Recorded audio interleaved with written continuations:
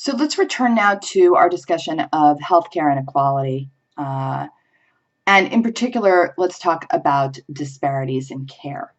So we've been talking about immigrant communities. It's important to know that within the US, we can have different cultures in different regions of the country, and even within different communities within the same geographic area.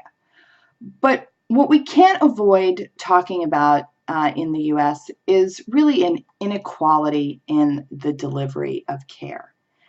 And this, in the United States, we cannot avoid talking about race, because a major barrier for people in terms of accessing quality care is the color of their skin. And until we really look at this, both as a society and as practitioners, we're going to miss important information, and we will not be delivering quality and equal care to everyone in our society. It's long been known that Blacks, Hispanics, and other minorities receive lower quality health care than whites do. And this is a disparity that's generally attributed to lower incomes, to inadequate insurance coverage, and lack of doctors in minority areas. But when we look at the research, we see something pretty disturbing in that racial and ethnic disparities in health persist even when you compare groups of similar socioeconomic status. So looking at this chart up on the screen, we can see that compared to non-Hispanic whites, African Americans are more likely to die of heart disease, 30% more likely, 40% more likely to be obese. They have a maternal mortality rate 2.5 times that of whites. HIV, diabetes, prostate cancer, breast cancer, cervical cancer, asthma, depression, all much, much higher in terms of treatment. And looking at children as well, you can see higher rates of infant mortality, SIDS, asthma, obesity, depression. And this is a real problem. We need to be asking ourselves why this is. Because in addition to poorer quality of care, many Blacks do not receive early and preventative treatment. Again, some of this can clearly be seen as a result of current racism or economic conditions, but in other cases, the root cause seems to be something cultural within the African American community.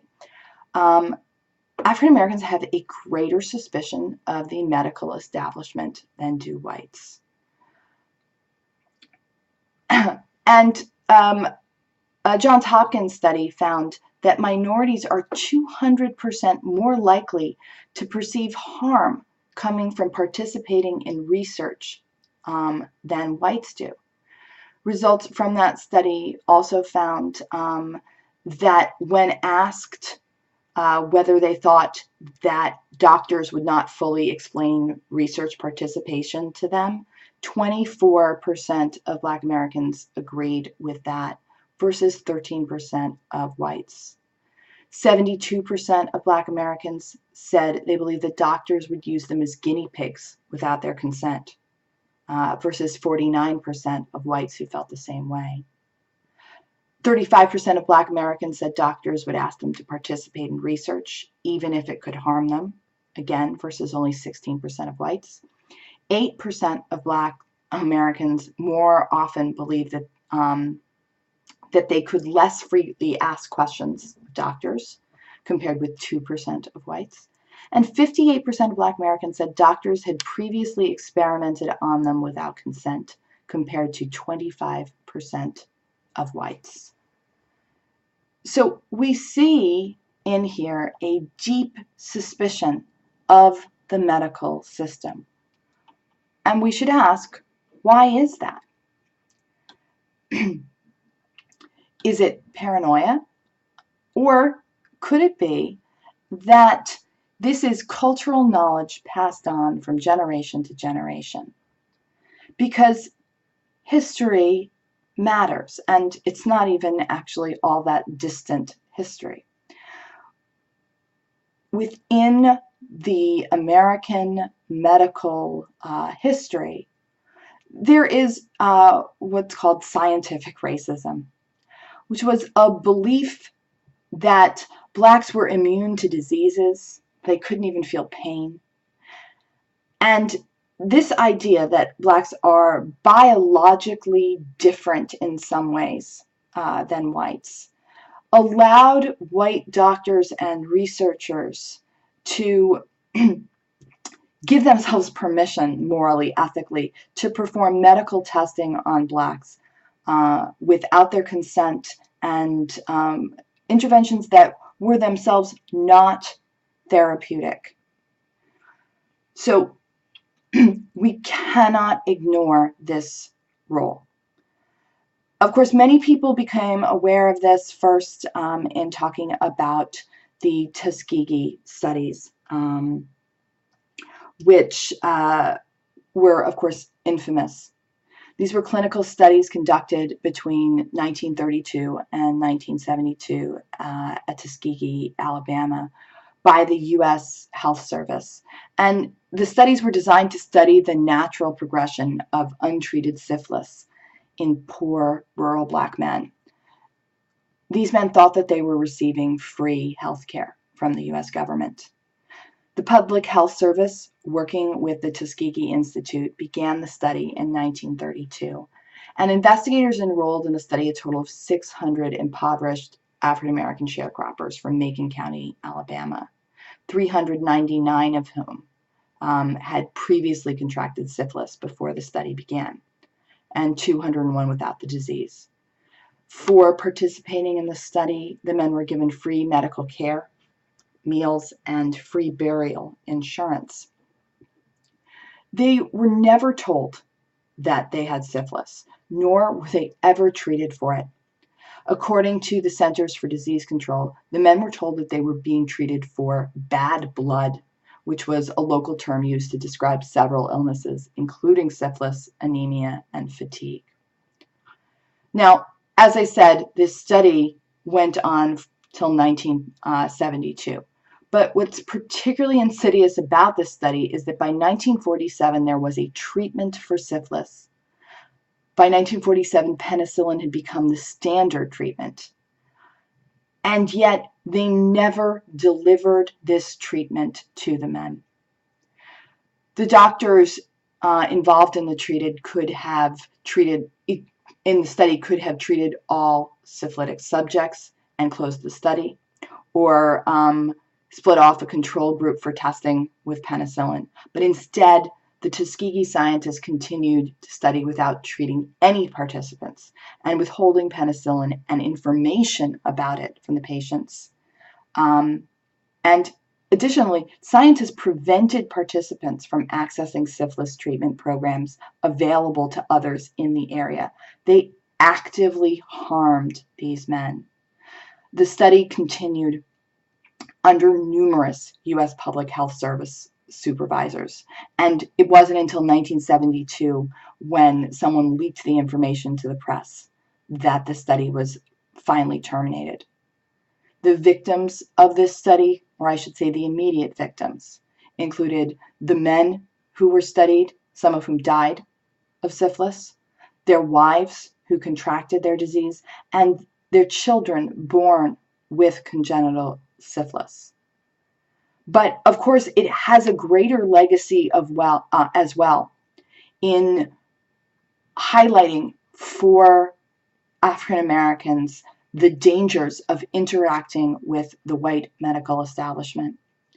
And although we can look at Tuskegee and say maybe this was a rogue group, the truth is that the Tuskegee experiments are only the most infamous, but they're not the only case of mistreatment of African Americans at the hands of the medical establishment. And in fact, Our medical history is really littered with this. So much of the progress that has been made in modern medicine has been made literally off of the bodies of unwilling Black bodies. So we can look some basic examples. Thomas Jefferson exposed hundreds of slaves to untried smallpox vaccines before he used it on whites. Marion Sims, who was the leading 19th century physician and former president of the American Medical Association, and really the father in many ways of gynecology, developed many of his gynecological treatments through experiments on slave women who were not granted the comfort of anesthesia, which Sims justified by suggesting that Blacks do not feel pain. Now, these were slave women. They had no ability to refuse. They were tortured. And of course, Sims's legacy is complicated because he was pitiless with his non-consenting research subjects. But he was also one of the first doctors of the modern era to emphasize women's health. And so many of the things we now know about women's health are from Sims's research. Of course, we know now that Sims's research was torture. There is a history of hospitals in the US not charging Black patients so that after death, their bodies could be used for anatomy classes. Black bodies were regularly exhumed and used for autopsies, and that was not a practice that was supported by the community. The infringement of Black Americans' rights to their own bodies in the name of medical science continued throughout the 20th century. There's the case of Eb Cade, who in 1945 was an American trucker who was being treated for injuries he received in an accident in Tennessee. And he was surreptitiously placed without his consent into a radiation experiment sponsored by the U.S. Atomic Energy Commission. Throughout the 50s and 60s, Black inmates at Philadelphia's Holmesburg prison were used as research subjects by a University of Pennsylvania's dermatologist who was testing pharmaceuticals and personal hygiene products of these subjects. The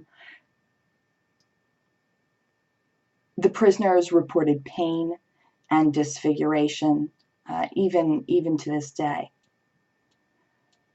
In the 1950s, Black Floridians were deliberately exposed to swarms of mosquitoes carrying yellow fever and other diseases. And those experiments were conducted by the Army and the CIA.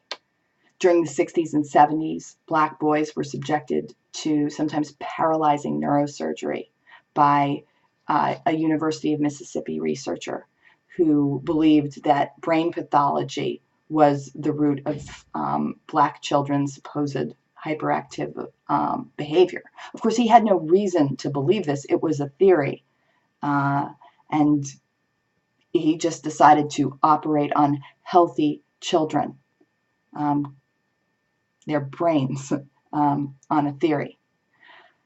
In the 1990s, African American youth in New York were injected with fenfluramine, which was half of the deadly and now discontinued weight loss drug, fen-phen.